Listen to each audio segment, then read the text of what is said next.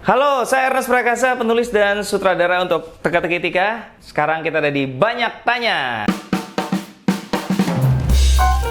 Ritual yang dilakukan sebelum take adegan pertama. Raditya Dika atau Panji? Di Teka-Teki Tika, Ko Ernest berperan sebagai apa? Wah, gila. Langsung saja. Set. Kalau dikasih job direct stripping sinetron. Kalau dikasih job direct stripping sinetron mau nggak? Kira-kira judulnya apa? Waduh. Sebenarnya kalau sinetron tuh bukan masalah gue merasa film kastanya lebih tinggi dari sinetron atau apa, tapi yang terpenting adalah menurut gue salah satu hal yang paling membahagiakan dari profesi gue adalah bebas mengatur waktu. Kalau gue mau kerja, kalau mau males gitu. Itu yang susah di sinetron, karena teman-teman di sinetron kerja keras, giat sekali. Stripping di sini ada stripping. Tapi transferannya juga stripping. Oke, kasih nama satu aktor aktris yang pengen didirect tapi belum kesampaian. Ini ada satu aktris ya, dari pertama kali dia muncul langsung gue naksir berat, bukan naksir maksudnya gitu. Tapi gue pengen banget kerja bareng dia gitu. Sampai sekarang belum kesampaian nih, padahal gue kayak ketemu dia dari tahun 2017 deh, Putri Marino. Putri, kamu sibuk sekali Putri. Tidak pernah bisa bekerja sama. Apakah saya harus expect seperti Chico Jericho baru bisa bekerja sama dengan Anda?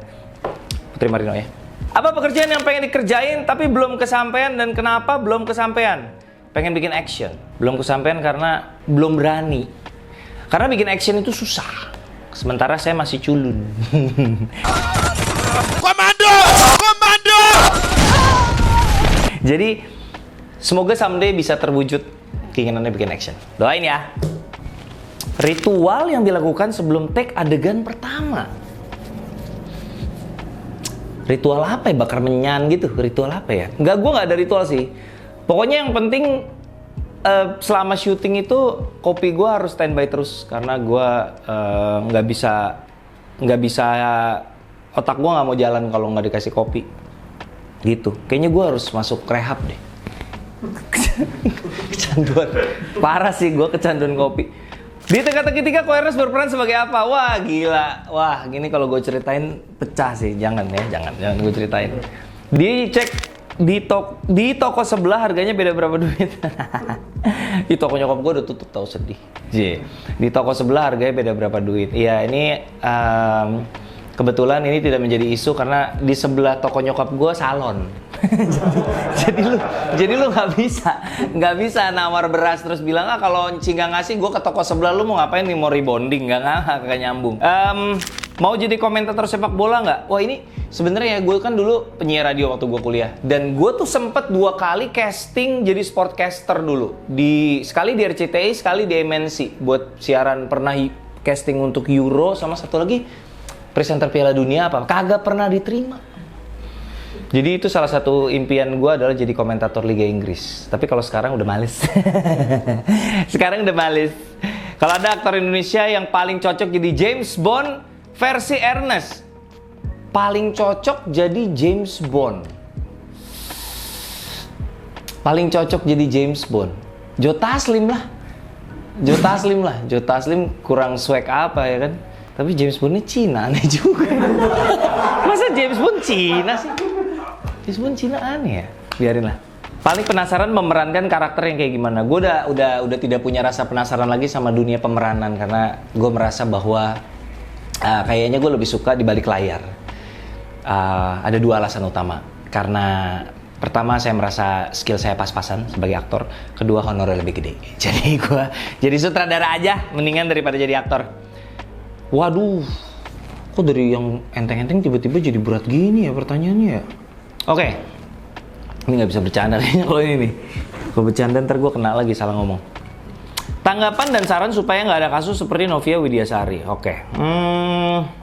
Menurut gue kasus Novia Widyasari itu kan kasus yang sangat ekstrim ya. Cuman sebenarnya dalam konteks yang lebih, kalau kita mau tone down dalam konteks yang lebih general, sebenarnya memang supaya kita bisa menghindari hal seperti ini memang harus digencarkan lagi edukasi bahwa kekerasan seksual secara definisi itu bukan cuma perkosaan atau tiba-tiba dipegang bagian tubuhnya, enggak. Kekerasan seksual itu ada stratanya, ada levelnya, ada banyak gitu, dan yang semuanya yang berawal dari hal-hal yang sederhana seperti catcalling. Catcalling itu kan apa ya, kayak kiu cewek gitu.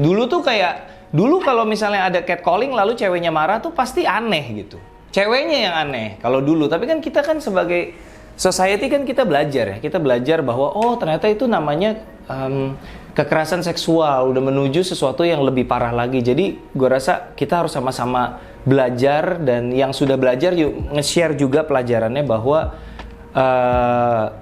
sekarang itu udah harus aware laki-laki dan perempuan bahwa kita harus mewujudkan lingkungan yang bebas dari kekerasan seksual.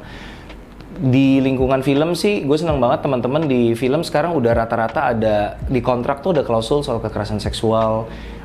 Selalu ada, ya nggak selalu sih, tapi maksudnya udah banyak yang melakukan, ada imbauan-imbauan gitu kepada semua cast dan kru bahwa dilarang melakukan pelecehan, dilarang melakukan kontak fisik yang tidak diizinkan, kayak gitu-gitu. Jadi semuanya kita sudah lebih aware sekarang. Semoga kedepannya semakin baik gitu ya. Semoga ini yang terakhir ya, yang berat-berat begini.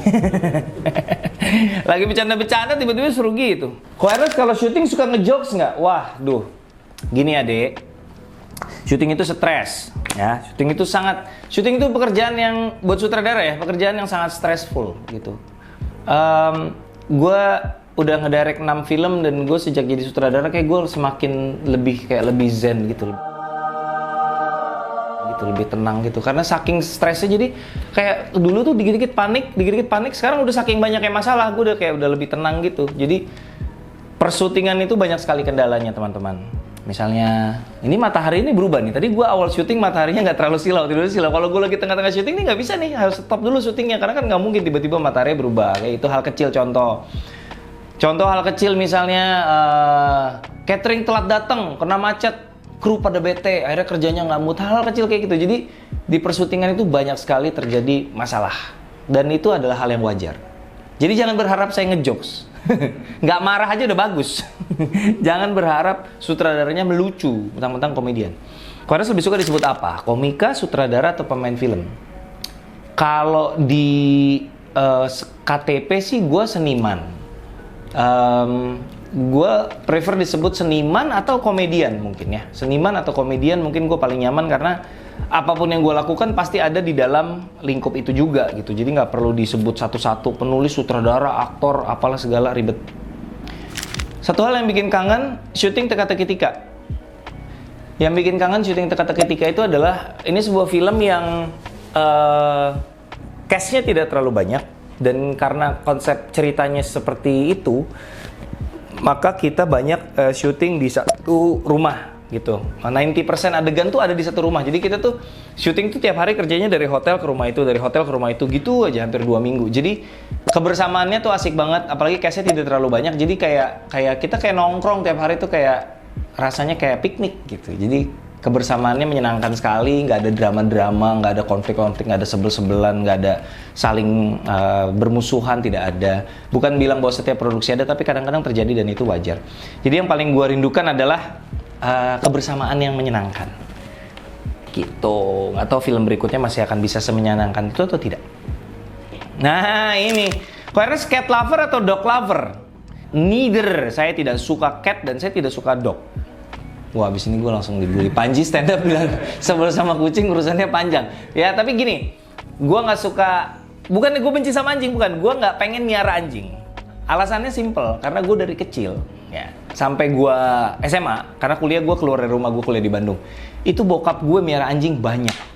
Berisik bro, berisik, rumah gue tuh berisik. Gue tuh sering mau tidur malam-malam tuh keganggu banget. Jadi gue trauma gitu, gue nggak mau di rumah gue ada suara-suara yang mengganggu.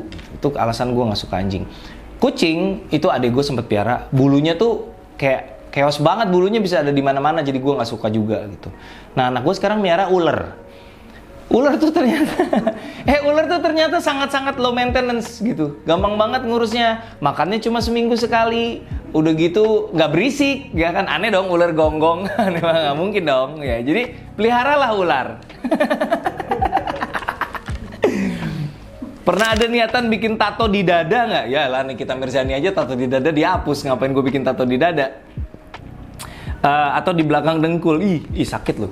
Tato itu semakin tipis kulitnya semakin sakit. Jadi kalau bikin kayak di sini ya di belakang lu sakit. Gue punya niatan nambah tato. Gue pengen nambah tato di sini, di leher. Tapi masih takut sakit. Tapi gue pengen. Gak tau gue kenapa kalau lihat orang kayak pakai ada tato di sini tuh kayak keren aja gitu kan. Gue kan udah menjelang bapak-bapak nih ya. Jadi kalau ada tato di sini siapa tahu gue tampak lebih muda gitu.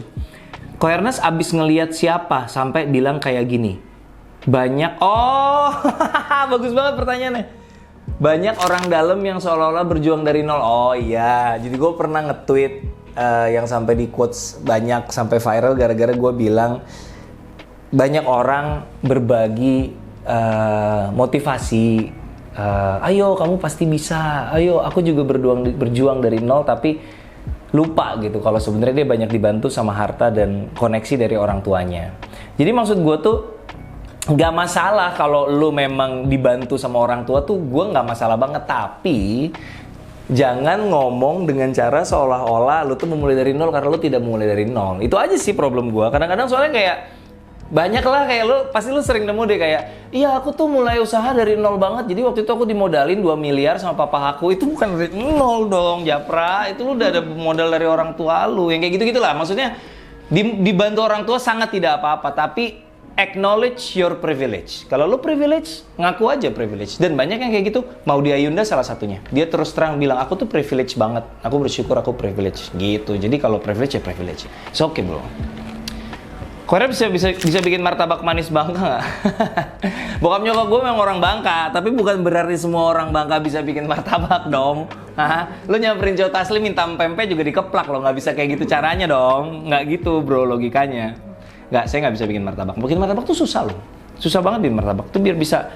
Lo kelihatannya gampang ya, tapi lo coba deh. Itu tuh biar ngembang sempurna di adonan apa di panci bundar, panci apa tuh? Wajan ya, wajan bundar itu nggak gampang loh. Bikin martabak tuh skill.